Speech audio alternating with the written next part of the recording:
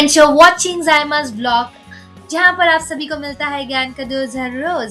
सो जैसे कि फाइनली हम पहुँच चुके हैं हमारी वेडिंग सेरेमनी, हमारी बहन की जो चल रही है, हम पहुँच चुके हैं प्रयागराज। जैसे कि मैंने आपको पहले पार्ट में मैंने ऑलरेडी एक्सप्लेन किया है कि कैसे मैं प्रयागराज आई हूँ। आप चेक कर सकते हैं पिछली वीडियो में भी।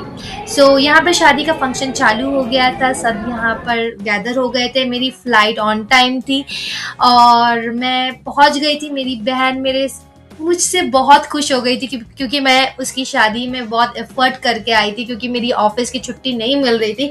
मैंने ऑफिस को बंक मार के आई थी। मैं आपको आगे की स्टोरी में बताऊंगी, आप जुड़े रहिए मेरे साथ। 3 दिन से मैं सोई नहीं थी क्योंकि मुझे शादी की तैयारी भी करना था और मेरा ऑन स्पॉट डिसीजन हुआ था कि मुझे जाना है, क्योंकि मेरी मम्मी की इन दिनों तबीयत ख़राब थी तो मम्मी नहीं आ पाई। तो मम्मी ने बोला कि तुम ही चले जाओ। तो मैं बहुत बड़ी खुश हो गई कि मुझे मम्मी भेज रही है और मैं अकेले आई थी क्योंकि मैं फ़्लाइट से मैं ट्रैवल करती हूँ तो मुझे पता है कैसे करना है, क्या करना है। सो मुझे बहुत अच्छा लगा था कि हाँ चलो, मेरे को शादी तो एटलीस्ट अटेंड करने मिल गई। मैं बहुत थकी हुई थी, आप देख सकते हैं कि मेरे फेस पे थकावट दिख रही है और घर की शादी थी तो उसमें हाथ भी बटाना था। तो यहाँ पर सब चीज़ें बहुत प्रॉपर थी और शादी में बहुत प्यारी शादी थी, एकदम डिसेंट तरीके से, मतलब ज़्यादा शोर धमाका नहीं था बट बहुत डिसेंट तरीके से थी। यहाँ पर दूल्हे की आने की तैयारी हो रही है। यहाँ पे मैं एक जगह बैठी हुई हूँ, थकी थी मैं तो, बहुत ज़्यादा थकी थी मैं, तो मैं एक जगह अपनी पकड़ के बैठी हुई थी। तो शादी में ऐसा बहुत हमने मस्ती किया था, रात में भी हमने डांस बहुत किया था। उसके वीडियोस हमने नहीं निकाले थे क्योंकि अच्छा नहीं लगता है घर वालों को, तो और थोड़ा अनकंफर्टेबल होते, तो मैंने नहीं डाला है वो। सो डांस किया हमने, मेहंदी लगाई, रात भर हमने मस्ती किया। हल्दी वल्दी के टाइम पे भी बहुत मस्ती किया था। जैसे कि उनकी, आपको पता है जब उनकी हल्दी चल रही थी तो मैं वहाँ पे पहुँची थी एयरपोर्ट पे।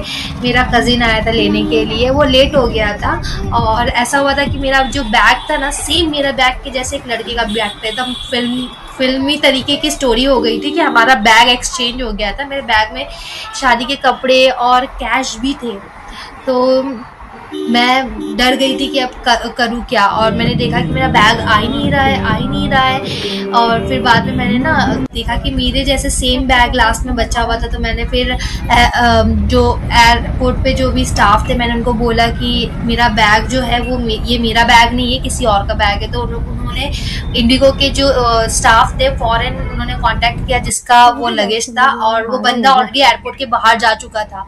सो उसने फिर बाद में रिटर्न करने के लिए वो वापस आए और उन्होंने मेरा बैग दिया। मैंने चेक किया कि बैग में सब कुछ है या नहीं है, फिर मुझे मेरा बैग मिला। ये बहुत अजीब ही स्टोरी हो गई थी। और जैसे कि शादी ख़त्म हो चुकी थी तो हमने सोचा कि चलो थोड़ा गांव भी एक्सप्लोर किया जाए, क्योंकि गांव शहर तो रोज़ ही देखने मिलता है पर गांव बहुत कम ही देखने मिलता है। तो यहाँ पर मैं गांव आ गई थी। यहाँ पे एक छोटी सी लड़की थी जो मेरे साथ बहुत ज़्यादा कोऑर्डिनेट कर रही थी। ये मेरी कज़िन की ही बेटी थी, तो वो गांव में रहते हैं ये लोग। तो इनके यहाँ बहुत अलग अलग पेड़ थे यार, फ्लावर्स बहुत अलग अलग थे। अमरूद खिले थे, अमरूद यानी पेरू, हमारे मुंबई में पेरू बोलते हैं, वहाँ पे अमरूद बोलते हैं। तो यहाँ पे ट्रैक्टर बनता, मतलब मॉर्निंग में लोग हल वल, ठंडियों में कैसे ना हल चलाना ट्रैक्टर।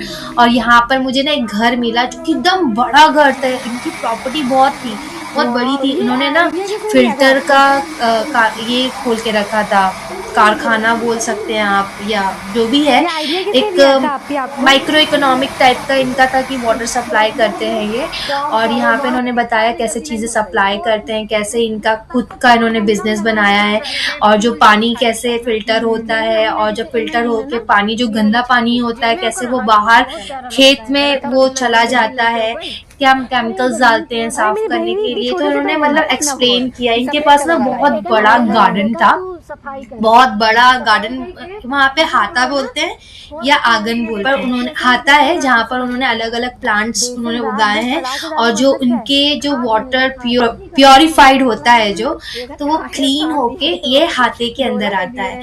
और जो प्लांट होता है तो उसमें नहीं जाता, ये उन्होंने एक मतलब एक पॉन्ड के तरीके का उन्होंने कुछ गड्ढा बनाया, तो उसमें वो पानी उतरता है। तो बहुत प्यारा सा घर था, पर ये अंधेरे की वजह से इतना मैं कैप्चर नहीं कर पाया मेरा कैमरा। और चीजें जो थी बहुत खूबसूरत थी, मतलब मैं रात में हमारी आंखों से जो हम अपने आंखों से देख पाते हैं वो कैमरा में इतना अच्छा कैप्चर नहीं हो पाता है। और यहाँ पर जैसे कि उन्होंने ना प्लांट की ना बहुत अच्छी मरम्मत भी की हुई थी, मतलब प्लांट को काट के ऐसे गोल गोल टाइप का होता है ना, उसको अच्छा शेप देते हैं, तो वैसे दिया गया था। कहीं मोगरा था और हिबिस्कस फ्लावर थे, बहुत खूबसूरत थे। आप देख सकते होंगे कि अंधेरा है बट फ्लावर का जो कलर है वो भी मतलब ब्राइट होके अंधेरे में दिखाई दे रहा है। तो अच्छा लगा गांव में, और ठंडी में तो बहुत अच्छा लगता है यार गांव। ऐसा लगता है कि सही मतलब ठंड तो बहुत ठंड होती है वाकई। ठंडियों के दिन में प्रयागराज में ठंडी तो बहुत होती है। आप भी मुझे कमेंट में बताइएगा कि आपका कौन सा गांव है और आपके वहां पे ठंडी कैसे पड़ती। और हाँ, सफर अभी खत्म नहीं हुआ है मेरे दोस्त, सफर अभी बाकी है। सो अगर आपको ये चैनल अच्छा लगा होगा तो आप प्लीज सब्सक्राइब करिए। अगर आपको वीडियो अच्छी लगी हो ये तो प्लीज लाइक करिए और अपना प्यारा प्यारा कमेंट भी कर सकते हैं। आने वाली वीडियो भी आपको इसी तरह इंफॉर्मेटिव मिलेगी और हम बहुत अलग चीजें भी वहां पर एक्सप्लोर करने वाले हैं। So keep watching this video. तब तक के लिए अल्लाह हाफिज।